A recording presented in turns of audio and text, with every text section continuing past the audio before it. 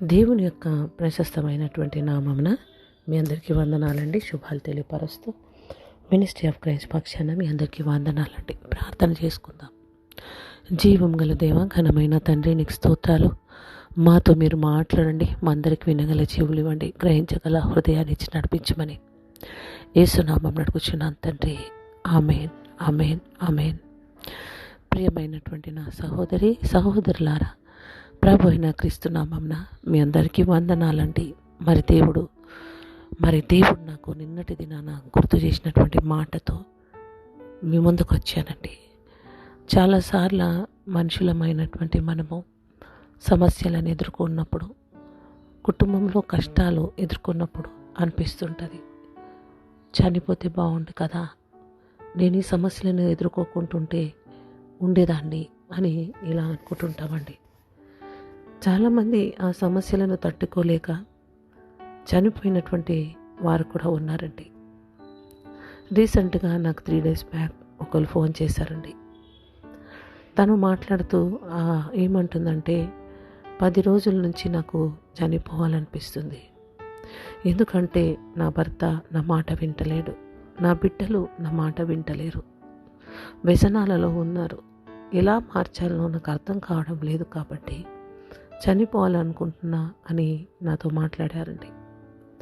అప్పుడు నేను వారితో మాట్లాడాను, మరి దేవుడు, మరి నీవు రక్షణ మారు మనసు పొందుకొని దేవుణ్ణి తెలుసుకున్నాక నువ్వు ఇలాంటి మాటలు, అవిశ్వాసపు మాటలు మాట్లాడద్దు.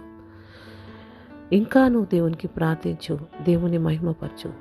ఖచ్చితంగా మరి నీ భర్తను, నీ బిడ్డలను దేవుడు మార్చే దైవం అని ఆమెతో మాట్లాడా. ఇలా చాలామంది బ్రతుకు మరి ముగించుకోవాలని, నేను బ్రతకడం కంటే చావడం మేలు, నేను ఎదుర్కోలేకపోతున్నా ఈ సమస్యలని, చాలామంది చాలా సమస్యలలో బాధపడుతున్నటువంటి వారు లేకపోలేదండి. అవునండి, మనకి సహజంగా సమస్యలు ఉంటాయి, కష్టాలు ఉంటాయి. దాన్ని బట్టి చనిపోవడానికి దేవుడు మనల్ని పుట్టించలేదండి. అందుకే మరి కీర్తనల గ్రంథం 119వ కీర్తన 25వ వచనము మరి ఎంతో ఆకర్షించినటువంటి వచనం అండి. చూడండి, అక్కడ నీ వాక్యం చేత నన్ను బ్రతికించుము. వాక్యమే నన్ను బ్రతికించాలా. చూడండి, వాక్యాన్ని బాగా చదవాలండి. ఒకవేళ మనకు అట్లాంటి థాట్స్ ఉన్నా కానీ వెళ్ళిపోతాయి. ఎందుకంటే వాక్యంలో శక్తి ఉంది కాబట్టి, ఎప్పుడైతే మనం వాక్యాన్ని చదువుతామో అప్పుడు దేవుడు మనకు విడుదలనిస్తాడు కాబట్టి. అందుకే ఇక్కడ కీర్తనకారుడు అంటున్నాడు, నీ వాక్యముతో నన్ను బ్రతికించుము అంటున్నాడండి. హల్లెలూయా. అదే కీర్తనల గ్రంథంలో చూస్తే 119:37 వచనంలో చూస్తే, నీ మార్గంలో నడుచుకొనుటకు నన్ను బ్రతికింపుము. చూడండి, దేవుని మార్గంలో నన్ను నడిపించు ప్రభువా, నన్ను అట్లా బ్రతికించు అంటున్నాడు. మనం అనుకుంటాము, ఈ బ్రతుకు ఎందుకు, చనిపోతే బాగుండు అనుకుంటున్నాం. కానీ ఇక్కడ చూడండి, కీర్తనకారుడు ఏమంటున్నాడు, నీ మార్గంలో నడుచుటకు నన్ను బ్రతికించు. ఈ మార్గాల్లో నేను సాధించవలసినది సాధించలేకపోతున్నా, నా సమస్యలలో నుంచి నేను బయటికి రాలేకపోతున్నా అని చెప్పి చనిపోవాలని అనుకుంటున్నాం. కానీ కీర్తనకారుడు ఏమంటున్నాడు తెలుసా, నన్ను నీ యొక్క మార్గంలో నన్ను నడిపించు, నన్ను బ్రతికించు, నీ మార్గంలో నడుచుటకు నన్ను బ్రతికించు అంటున్నాడండి. హల్లెలూయా.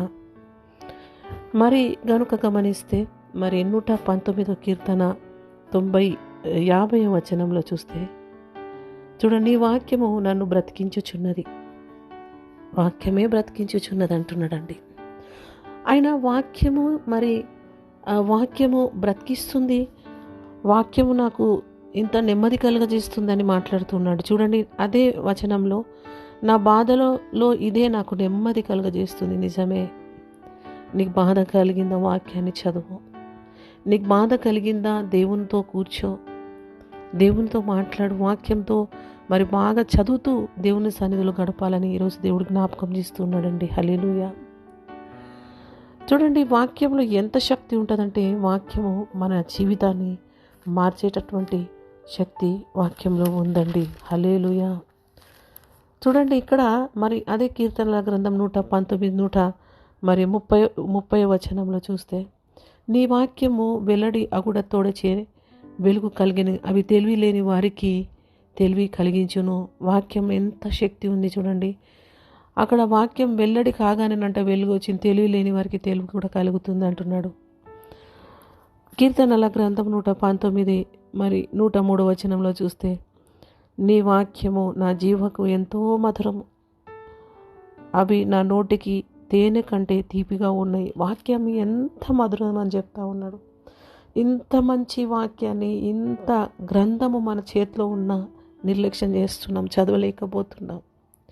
అన్నిటికీ సమయం ఉంది, తిరగడానికి సమయం ఉంది, అన్నిటికీ ఎక్కడెక్కడో వెళ్ళడానికి సమయం ఉంది. కానీ వాక్యం చదవడానికి మాత్రం మనకు సమయము లేకపోతుందేమో.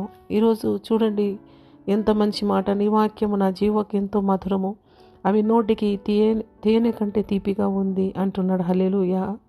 అదే 105 వచనంలో చూస్తే, నీ వాక్యము నా పాదములకు దీపము, నా త్రోవకు వెలుగునై ఉన్నది అంటున్నాడు. హల్లెలూయా. చూడండి, వాక్యము చదువుతూ ఉంటే మన జీవితము మారుతుంది. వాక్యము చదువుతూ ఉంటే మన కుటుంబంలో ఉన్న సమస్యలు పోతాయి. ఆయన ఏమంటున్నాడు, నా బాధలలో నెమ్మది కలుగజేసింది వాక్యమే అంటున్నాడు. కాబట్టి వాక్యాన్ని చదవడంలో నిర్లక్ష్యం చేయొద్దండి. దేవుని యొక్క రాకడ దగ్గరగా ఉంది. మనం వాక్యాన్ని చదువుతూ దేవునికి దగ్గరగా జీవిస్తూ ఆయన రాకడ కొరకు మనం సిద్ధపడే బిడ్డలుగా ఉండాలని దేవుడు ఈరోజు జ్ఞాపకం చేస్తున్నాడు. కాబట్టి ఈరోజు ఎవరైనా వాక్యం చదవలేని స్థితిలో ఉంటే దేవుడు మిమ్మల్ని వాక్యం చదవడానికి కావాల్సినటువంటి ఆ శక్తి, ఆ జ్ఞానము విడుదల చేయబడుదురుగాక.